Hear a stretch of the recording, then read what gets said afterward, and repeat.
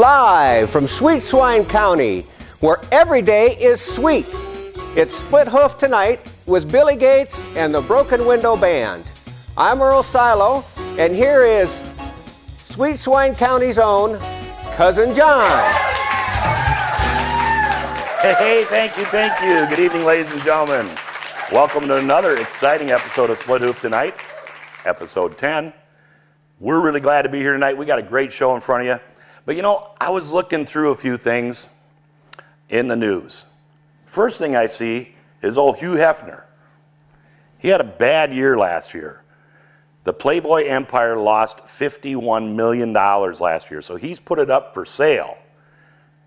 And that's the first time in Playboy's history that Hugh has been the one to lose his shirt. Anyway, our ex-vice president, Al and Tipper Gore, you heard, they're splitting up. Seems that Al took those marriage vows that he took with Tipper 40 years ago and just considered them an inconvenient truth.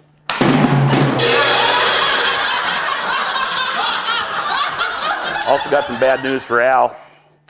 Tipper, she got a hold of her divorce attorney. He's contacted Google to see if they can figure out how much the internet is worth.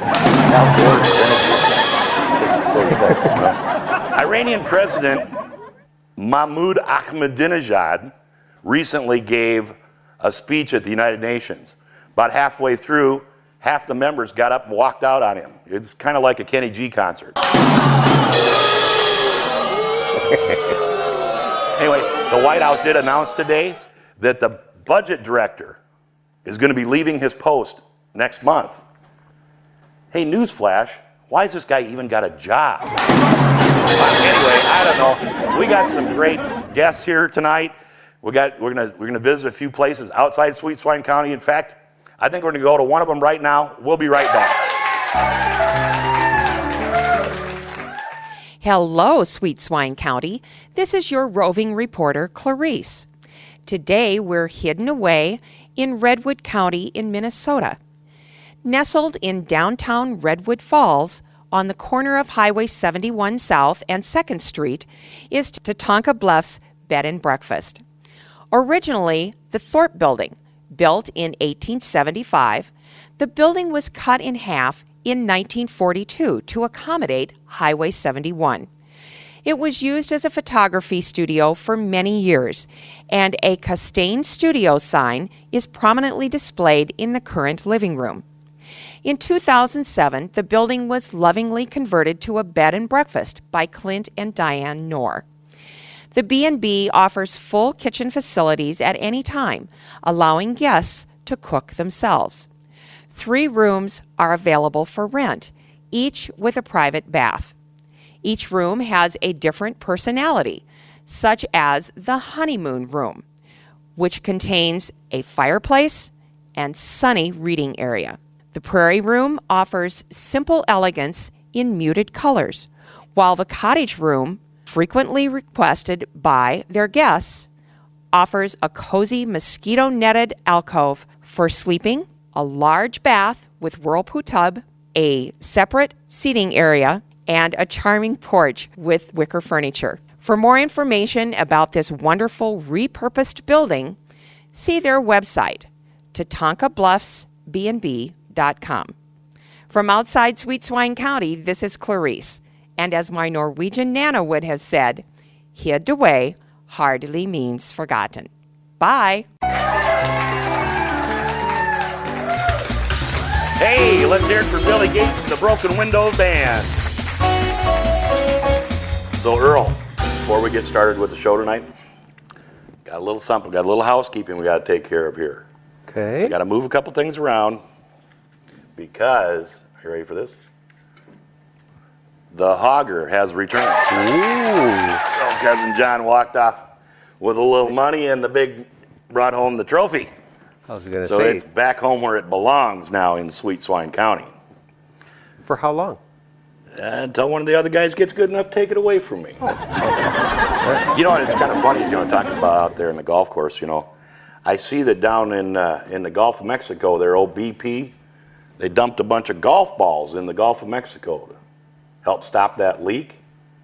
You know, and I never knew that, but all these years I've been preventing oil slicks at country clubs all over the upper Midwest. Anyway, Earl, what are you reading? Well, this is that new magazine, this On the Road to Our Story. It's made by those people at Our Story Productions. You know, the ones that distribute our show outside. I know about the Sweet Swine. magazine. It highlights a lot of the little towns around outside of Sweet Swine County, small town living at its best, and they even go in and they have features on some of the interesting characters around and all that stuff. But we got to get started. Yeah, and you know, it says, Cousin John, it says here that you're Sweet Swine County's most eligible bachelor.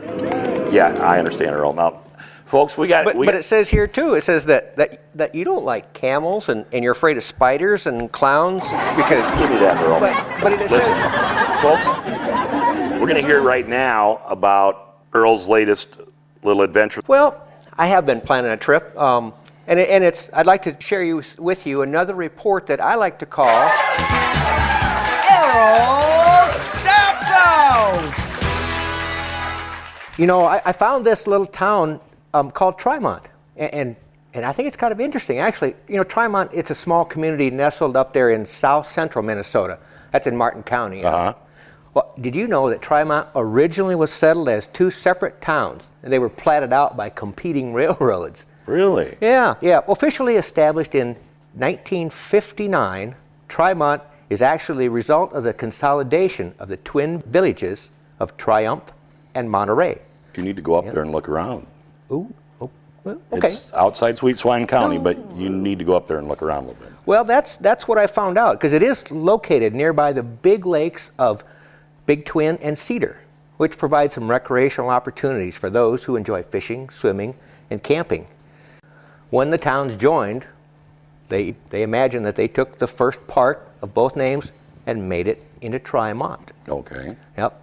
And now, the unique thing about that is that gives them one of the few towns that has two separate Main Street business districts that are on the same street, yet they're placed about a half mile apart. Yeah, one's on each side of the highway there. Yep. They have a yearly festival, which was once known as Fun Fest. Currently, they call it the Chocolate Festival. I like chocolate. Oh, the only thing better than chocolate? More chocolate. It's held in late July. They have live entertainment. They got a parade, community church services, an array of food to be eaten. It's a wonderful family event for everybody. In 1988, the Tremont schools consolidated with neighboring Sherburne and Welcome to form what's known as Martin County West School District. Oh, yeah. And the Tremont School is the junior high elementary. Now, the city of Tremont is also home to two beautiful city parks and a ball field. Anderson Park has a shelter house that's available for rent for family gatherings. The cost is just a freewill offering. Triumph Memorial Park has a gazebo that's used for Sundays in the park throughout the summer, and it's also been used for outdoor weddings. You know that Tremont's also got a local branch of their Martin County library system. Really? Yep. The library's got a library there. Yes, they do. The librarian there, Diane Adamson, will gladly assist you finding books, movies, magazines, or whatever you're interested in. Tremont has a really active area chamber of commerce that helps out with many, many events throughout the year. I'm just thinking from everything that I've seen here, whatever I've discovered, I'm starting to think this Tremont might be a fun place to visit. Well, I think you need to go up there. You know, up there, Big Twin's got some good fishing up there. Up on Cedar Lake there, north side of town. Bald eagles up there, you can see them. Wow. You go up there, look at all the big windmills out west of town there.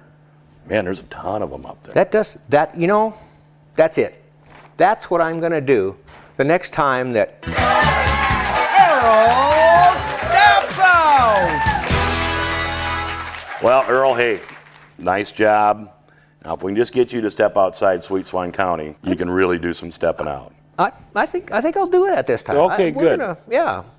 Well, without any further ado, folks, ladies and gentlemen, let's welcome tonight's guest. She comes to us from WFS, and her name is Ann Gumto. Joanne. Thank you. Thank you for having me. So, Joanne, tell us a little bit. What is WFS? Well, WFS is a farm service cooperative. that offers grain marketing services, crop production products and services, feed services and products, and energy services and products to local farmers. We also have a finance division that offers financing for livestock buildings, crop production, and equipment. And they also carry crop insurance. Wow, that's really a lot of service. Yeah. Where's WFS located at? Well, we actually have 19 locations in total. 19? Yeah, and 18 of them are located in this south central Minnesota area from Highway 4 to Interstate 35.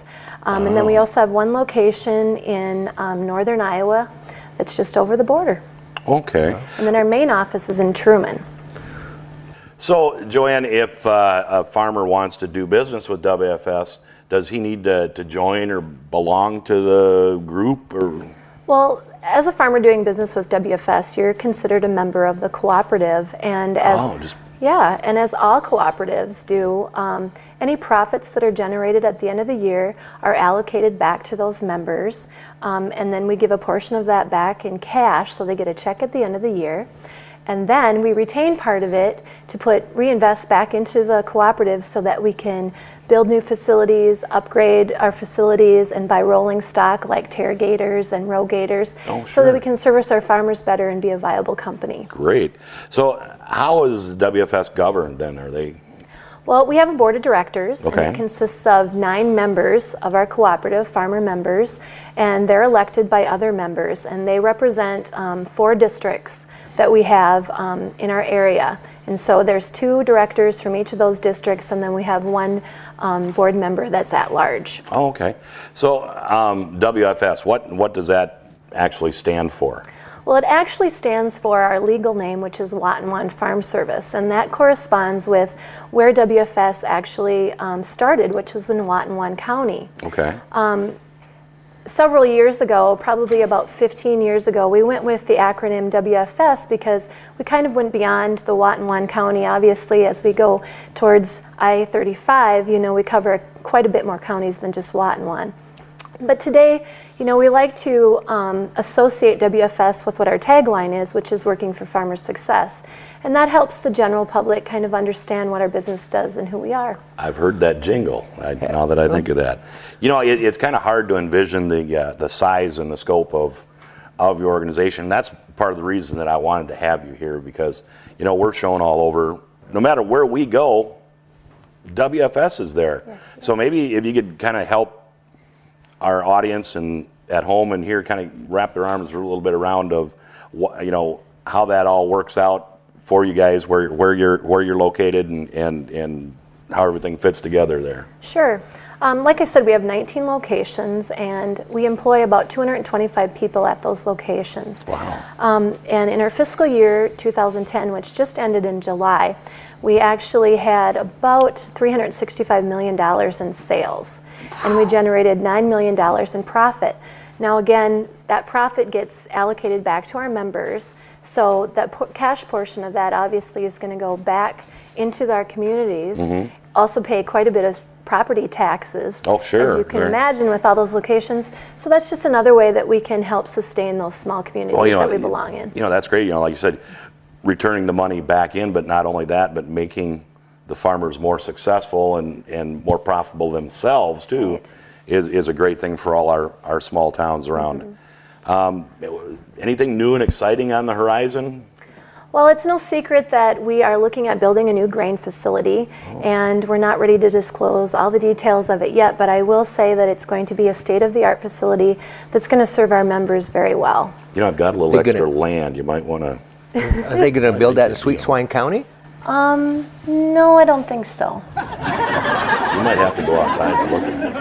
Well, I tell you what, you know, Joanne, we're really glad you came here to see us today and tell us all about WFS. That's exciting. I mean, I've learned out more tonight than I knew before, and I thought I was somewhat familiar with it. Joanne, thanks again for coming to join us. If the people out in the viewing audience have some questions or they want to check out some more about WFS, what's the best place to look for that at? Well, they can check us out at our website, which is www.wfsag.com. and they can see all of our current information, our grain prices, our energy prices, and our fertilizer prices. And if they'd like to speak with a field marketer about our services, they can call 1-800-657-3282 and set up an appointment. Oh, that's great. Well, there we go. WFS, headquartered right in Truman, Minnesota, just up the road a piece here. What a great deal. Thanks again for joining us, but I see you got a couple things laying next to your chair there. What do you got there? Yeah, I brought some goodies for you and Earl, and I also brought some for the studio audience. Whoa, yeah. Now, folks, that just goes to show why this is the hottest ticket in town. Nobody knows how to get them, but look, you guys get it. Look at that. Blankets, flashlights, hats. What a deal. Hey, another great show. Joanne, thanks again for coming along with us. Earl, good to see you. Everybody, thanks for coming. Good night, everybody.